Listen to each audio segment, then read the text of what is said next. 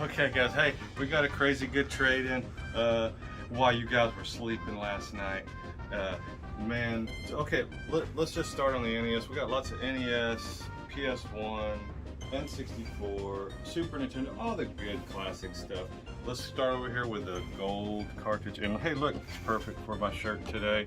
Oz got me this shirt from, I think, the New York Nintendo store years ago. So it's one of my favorite shirts. I love this Zelda. When it came out, you know, it was of course the very first one. And we'll get to the trade here in just a second. This just happens to be the first one. And it was the first cartridge that had a battery save on it, where previously you had to write down a code longer than a supercalifragilisticexpialidocious, you know, type of thing, and it keeps on going off the page, and you have to type it in, and it'd take you 20 minutes just to get it in there right. This was the first one that had a battery backup in it, and what is so weird about it, when I rented that game, and I played it, I turned it on that morning, and I did not turn it off. I played it all the way through. It took me like, I don't know, 12 hours. I never turned it off.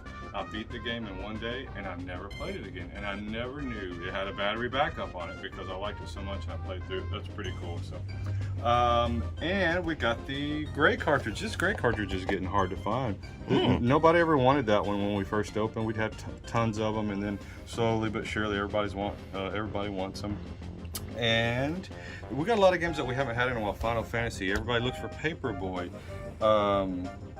Home Alone 2 is kind of unique. And this Friday the 13th. What were you saying about that, Twan? Isn't that kind of rare now because of the movie license? Yeah, probably is. That one, I know we haven't had it in a little while, and we've had a couple calls on it. So we got that one back in stock.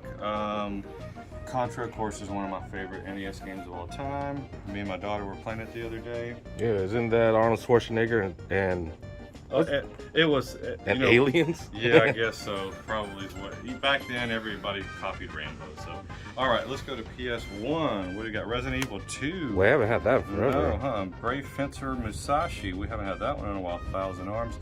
Marvel vs. Capcom 1. All right. Marvel vs. Capcom 1. Now, I love 2 the best.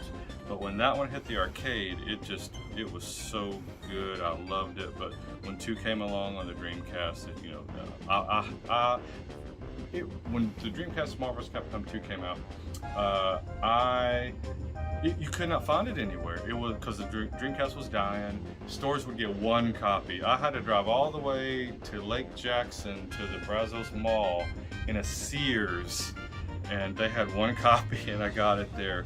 So I was lucky even to get that one. So we got some good stuff here. Soul Reaver. Ooh, Twisted Metal. People have been asking for that. Part 4. And all right, N64 stuff. Let's see if anything here catches my eye. Space Station Silicon Valley. If you have not played that one, it's really cool.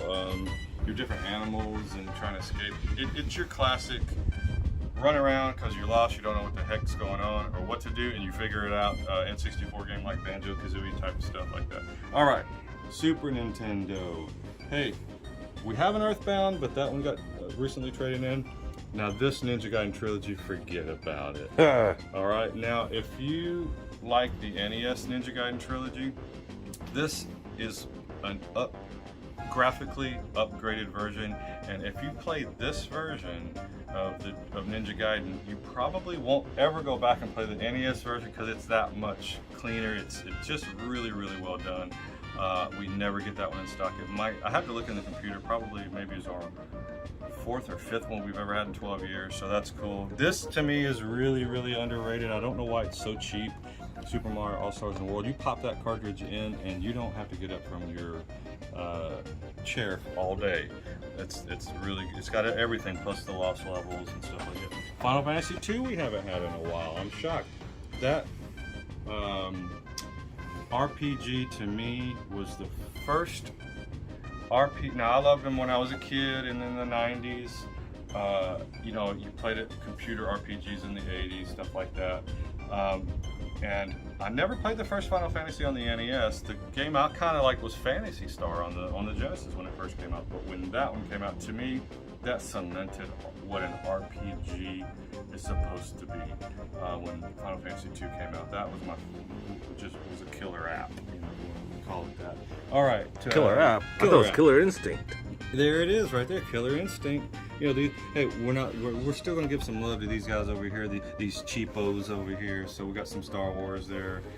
We got a Indigo Cube. We don't get that color in too often at Super Nintendo. So hey, we're gonna be pricing and cleaning all this today. Should be out tomorrow. So come on down to Player One. It'll be a great time.